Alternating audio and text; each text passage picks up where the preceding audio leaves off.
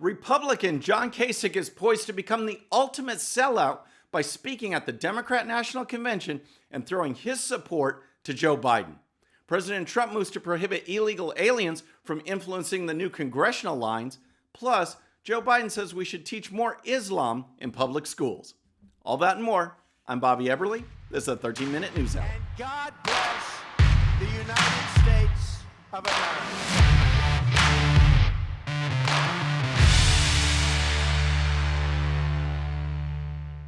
All right, friends, welcome to the show. Happy Wednesday. I hope you're having a great week. If you're new to the show, thank you so much for tuning in. We're going to start with John Kasich because here is some breaking news that you probably knew was going to happen. John Kasich, the former governor of Ohio, the former presidential candidate, and active never-Trumper, is set to support Joe Biden. And not only that, he's planning to speak at the Democrat National Convention that convenes next month. That's how much he does not care about the Republican agenda or conservative values or our policies or our principles. That's what he's set to do. And here's a report from the Cincinnati Enquirer. In the 4 months since Joe Biden effectively won the Democrat presidential nomination, he has focused on consolidating the party's divergent and often warring factions. As the closing stretch of the campaign nears, that effort will expand to include Republicans disaffected with President Donald Trump. Former Ohio Governor John Kasich, a Republican and frequent Trump critic, has been approached and is expected to speak at the Democrat National Convention on Biden's behalf next month. According to a person with direct knowledge of the plans who insisted on anonymity to discuss strategy, Kasich is among a handful of high-profile Republicans likely to become more active in supporting Biden in the fall. I love how that story refers to Kasich as a Republican. Yeah, right. A Republican in name only, the ultimate rhino. He is willing to put the Republican conservative agenda aside, totally throw it away, just to show how big and bad of a never-Trumper he is. It's absolutely outrageous, and it's nothing new. News 5 in Cleveland, they did a report on this story of him speaking at the Democrat National Convention and reminded everybody that this goes way back. In 2016, Cleveland hosted the Republican National Convention, and here was Kasich's comments at the time. His dream of both hosting the 2016 Republican National Convention in Cleveland as governor and accepting the nomination of his party falling short. Kasich refused to endorse Donald Trump as nominee that year and told me at the time that meant bypassing the convention. If I'm going to show up at the convention and I'm not going to be saying all these great things about the host, then I think it's inappropriate for me to kind of go in there. This is just pathetic, folks. If you're a Republican, you support the Republican nominee. That's what you do. You should do it. But if you care about the Republican agenda and conservative principles, it doesn't make any other sense. This is why it's so blatant that it's Kasich's ego and never Trumpism that's getting in the way. Because if you have a Democrat president, everything that we want, everything we believe in as far as Republican conservative values grinds to a halt. You want to protect innocent human life? You think Joe Biden's going to do that? You think he's going to appoint conservative judges? No. Tax cuts? No. Ending regulations? Reducing regulations? No. Border security? Building the wall? No. On and on and on and on. All our drives, all our agendas, all our policy items grind to a halt without a Republican in the White House. Kasich knows that. He has to know that. He has a few brain cells, and yet he doesn't care. He'd rather support Joe Biden, try and influence swing states like Ohio to throw the election to the Democrat, ending any chances of keeping this momentum with conservative judges and border security and lower taxes and a thriving economy. It's absolutely outrageous, and yet that's what he does. Now, that News 5 report also went on to say that the Lincoln Project, which one of its founders, John Weaver, is Kasich's chief strategist. This is a group of never-Trumpers, supposed Republicans. They are making big ad buys in Ohio, trying to influence the election, trying to turn people away from President Trump. John Weaver's part of it. Also, Rick Wilson, remember him? He's in that group. He's the one that's supposedly a Republican, but likes to go on CNN and not only bash Trump, but bash Trump's supporters, you and me. Remember this? He also knows deep in his heart that Donald Trump couldn't find Ukraine on a map if you had the letter U and a picture of an actual physical crane next to it. He knows that this is, an administration defined by ignorance of the world.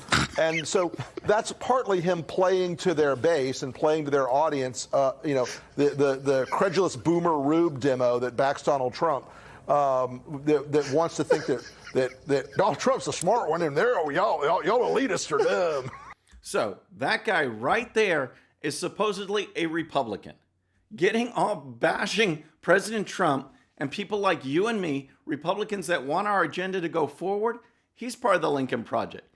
Kasich's main strategist is part of the Lincoln Project. They're making ad buys in swing states trying to get other Republicans to vote for Joe Biden. Think about that. Think about that as far as wanting our agenda move forward, and people with these egos and these anti-Trump feelings so strong that they're willing to throw all of that away.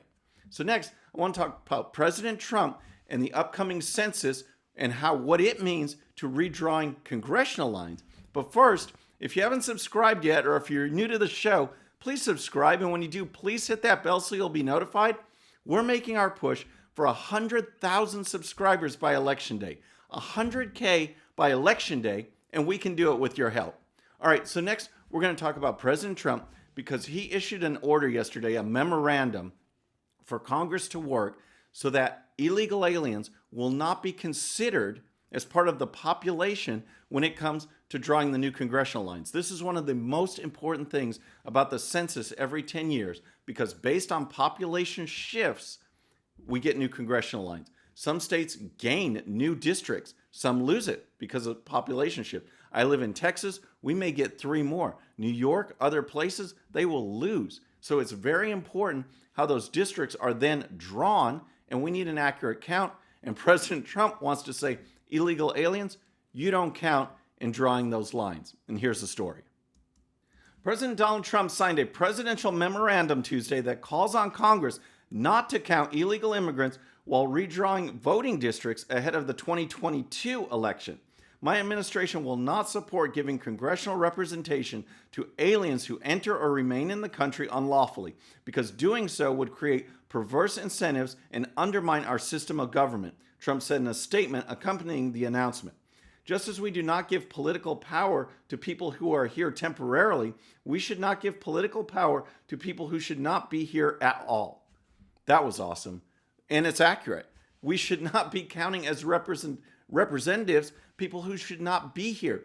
They should not count towards our new districts, our new congressmen, our new elected officials. They should not count. Now, if you recall, President Trump didn't want illegal aliens to participate in the census at all, but at least this is a move in the right direction. And here's more. The president added that there used to be a time when you could proudly declare, I am a citizen of the United States. But now the radical left is trying to erase the existence of this concept and conceal the number of illegal aliens in our country. This is all part of a broader left-wing effort to erode the rights of American citizens, he continued. I will not stand for this. So this memo, it's not an executive order or anything like that. It is a directive to Congress to act, to say, hey, look, this is my policy, this is my idea, this is my goal. You put something together so we can keep illegal aliens from influencing these congressional lines. And here's more of the story. The Constitution does not specifically define which persons must be included in the apportionment base, the memo reads. Instead, the term persons in each state has been interpreted to mean that only the inhabitants of each state should be included. The text directs the Department of Commerce to combine census data with any other relevant government databases to determine which persons in each state are citizens, legal immigrants, and illegal immigrants. The order then urges Congress to exclude the third category of individuals as determined by Commerce from congressional apportionment. So I'll keep you posted on what happens, but this needs to be done, and we need to do something about illegal aliens in general. We should not be supporting them with our tax money, and they certainly should not be influencing how we govern and who our elected officials end up being. There is no way. But our tax money should not be going to healthcare for people who shouldn't be here. We shouldn't be paying people not to work when they shouldn't be here at all. I'll keep you posted on this but it's a move in the right direction, and I hope it works out. So next, I want to talk about Joe Biden, because this guy, he had a voter summit. He participated in a voter summit this week, a Muslim voter summit to get out the vote, and he said that Islam should be taught more in public schools. That's what he actually said. Now, I was a guest on Newsmax TV yesterday. I actually took on a former Barack Obama advisor. You can check out the link right here. And I talked about this because it's just nuts. Christianity is getting pushed to the side, and Joe Biden wants more Islam taught in public schools. Here's the story. Former Vice President Joe Biden says it's time for U.S. schools to ramp up Islamic curriculum across the nation. The presidential hopeful's remarks came during the Million Muslim Voters Summit hosted by Engage Action. Look, one of the things that I think is important is I wish we had taught more in our schools about the Islamic faith, he said. All right, so Joe Biden then went on and said that Islam is one of the great confessional faiths in the world that is often attacked by President Trump. And here's more. We all come from the same root here in terms of our fundamental basic beliefs, and I just want to thank you for giving me the opportunity, for being engaged, for committing to action this November, he continued. You're doing what has never been done before. You're registering and turning out more than 1 million Muslim voters this November. It matters. Under this administration, we've seen an unconscionable rise in Islamophobia. Give me a break. Joe Biden is obviously pandering here. He is pandering because that's what Democrats do. They have no core philosophy. All they try and do is piece together interest groups. Tell women how bad the Republicans are. Come join us. Tell Muslims how bad the Republicans are. Come join us. They have nothing that binds them together, nothing positive to drive their agenda forward. It's all just negative. It's, hey, our commonality is hating Republicans, hating President Trump. That's what they're going to do. Come join us. He is obviously pandering in this age where, if of all religions, Islam is probably being the one that is taught most in school. You've seen reports, kids come home with assignments of translating passages and things like that. While Christianity gets pushed aside, Islam is being pushed to the forefront. Joe Biden is pandering off of that, and it's just pathetic. But again, on Newsmax TV yesterday, I took on the Obama advisor. We talked about it. Please check it out. You can find the link at the end of the show. So next, we are going to talk about what's going on in Portland and across the country, because every now and then I have to just give you an update on the craziness that's going on in society. We've got Black Lives Matter. We've got these riots. Post-George Floyd. It's my post-George Floyd update, but I got to remind you of something. This Saturday, you need to tune in for our Saturday live stream. We've got our special guest, Lieutenant Colonel Alan West. He's going to talk. This is a guy, I was active, very active this past weekend in our Republican Party of Texas State Convention. Alan West was just elected to become our new state chairman. So we're going to talk about that. We're going to talk about Congress. We're going to talk about Black Lives Matter. We're going to go through the whole list. So if you've got questions, please send them in. But it should be awesome. This Saturday, 11 a.m. Central Time. All right. So now let's give our post-George Floyd update. And we're going to start with Portland, because this city has seen 52 straight days of riots and protests. 52 days of riot and protest. The government can't do anything. These Democrats can't do anything. So now some of these rioters are attacking federal buildings, federal land, federal officials. So guess what? DHS, they're sending the feds in, and the Democrats are freaking out. And here's the story. Acting Homeland Security Secretary Chad Wolf on Tuesday pushed back against criticism over the agency's response to rioting in Portland, promising that federal law enforcement will not retreat from the city and telling rioters to find another line of work. If you are a violent rioter looking to inflict damage on federal property or law enforcement officers, you need to find another line of work, Wolf said in a press conference.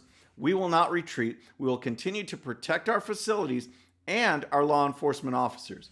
So, Nancy Pelosi got on Twitter. Here is her response, her reaction, her characterization to DHS officials being in Portland.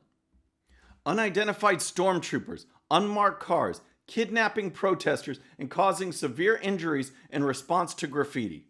These are not the actions of a democratic republic. DHS's actions in Portland undermine its mission, Trump and his stormtroopers must be stopped. Give me a break. Democrats refuse to do anything about law and order. The feds come in to protect federal property and their federal officials, and that's Nancy Pelosi's response. Then I want to move over to Chicago because I've been giving these updates all the time. Well, guess what? On Tuesday, 9 people were wounded in gunfire. The day before, on Monday, 20. Over the weekend, 63, with 12 people being killed. That's just Chicago in the last 4 days. So, are Black Lives Matter, the movement, going to rally? Are they going to march? Because most of this is black on black crime. These are black victims, blacks hurting each other. That sounds like a crisis, doesn't it? That sounds like something that Black Lives Matter, the movement, should get involved in. You think they're going to march? That was just in the last 4 days, folks, in one city in the United States of America. Democrats can't do anything about it, but the feds step in Portland and everyone freaks out. It's just absolutely amazing. And that's the Democrats. So, folks, that's our show for today. I hope you enjoyed it. Please subscribe, and when you do, please hit that bell so you'll be notified, and we'll see you next time. I'm Bobby Eberle. This is a 13-minute news hour.